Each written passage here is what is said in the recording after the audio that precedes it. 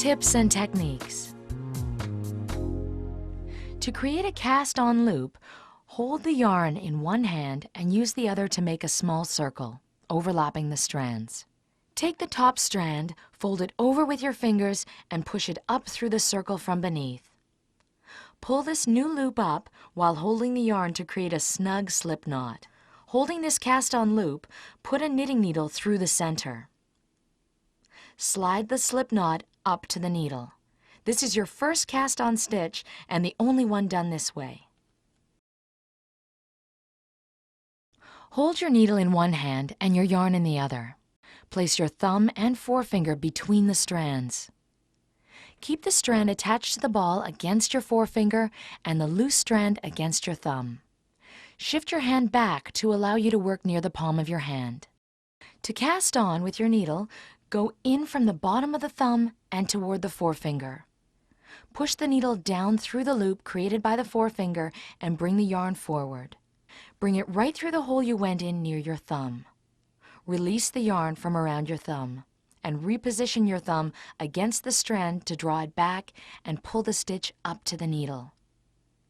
Shift your hand back to allow you to work near the palm of your hand again.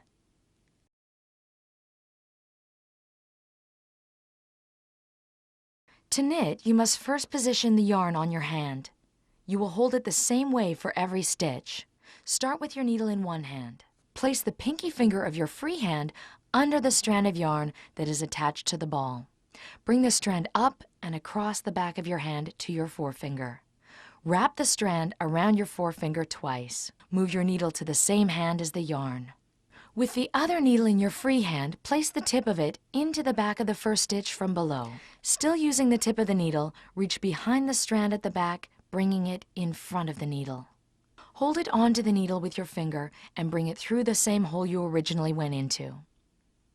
Slide the old stitch up and off the original needle. The new stitch will be on the other needle. Repeat. Place the needle into the back of the next stitch. Grab the strand at the back, bringing it in front of the needle. Hold it onto the needle with your finger and bring it through the original hole. Slide the old stitch up and off the original needle.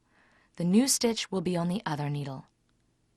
Again, place the needle into the back of the next stitch. Grab the strand at the back and hold it onto the needle with your finger. Bring it through the original stitch and slide it up and off the needle.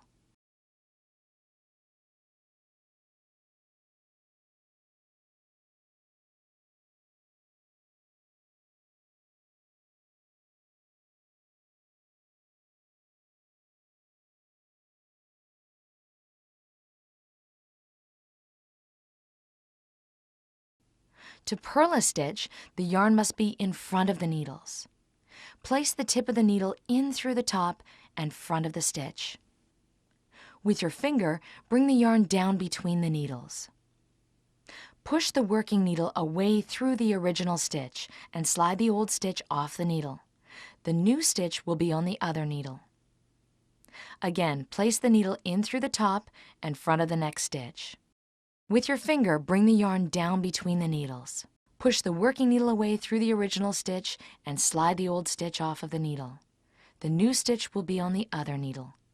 Repeat, needle in the front, yarn down, needle away through the old stitch and off. Once more, needle in front, yarn down, needle away through the old stitch and off. A knit stitch looks like this. Sometimes a stitch can be dropped off the needle by mistake and come undone, like this. To pick up a knit stitch, put the tip of your needle in front of the dropped stitch. With the needle tip, go over the strand behind and pull it forward through the dropped stitch. You will now have a new stitch on your needle, but it will be on backwards. Take the stitch off the needle with your fingers or with the other needle and turn it around and slide it back on. Again, with the needle tip, go over the strand behind and bring forward through the dropped stitch.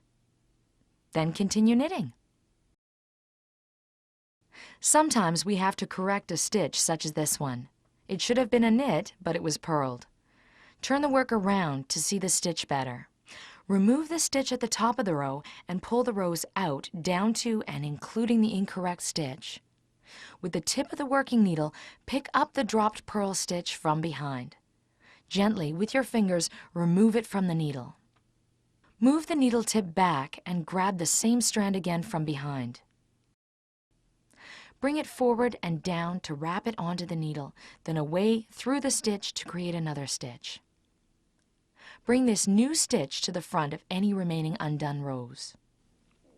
Again, remove the stitch from the needle. Using the same needle, pick up the strand behind from the back. Move the needle tip back and grab the same strand again from behind. Bring it forward and down to wrap it on the needle, then away through the stitch to create a new one. Transfer the corrected stitch to the other needle. And now you can turn your piece around and resume.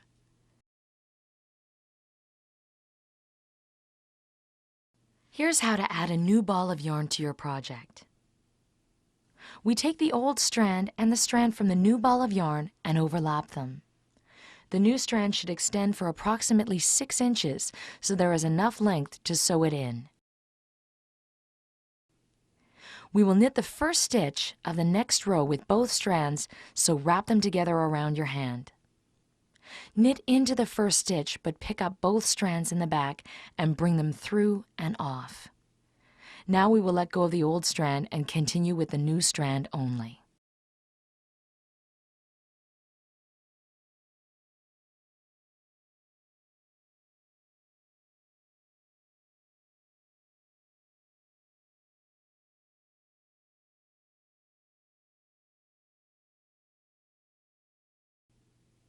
Ends are woven into the hem or edge with a darning needle.